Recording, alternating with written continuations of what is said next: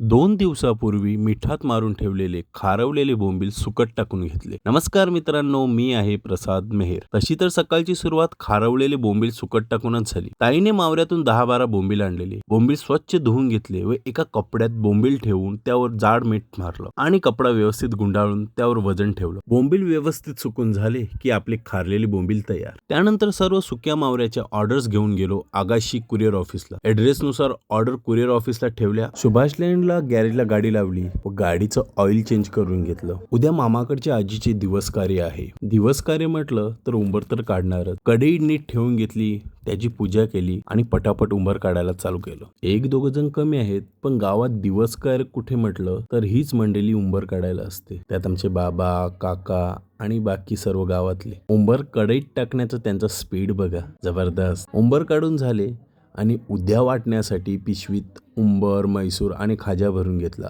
हे सर्व करता करता रात्रीचा 1 वाजला. चला तर मित्रांनो, व्हिडिओ आवडल्यास लाईक आणि शेअर करा आणि असेच नवनवीन व्हिडिओ पाहायचे असतील तर मला फॉलो करायला विसरू नका. भेटूया डे 20 घेऊन. तोपर्यंत जय श्रीराम.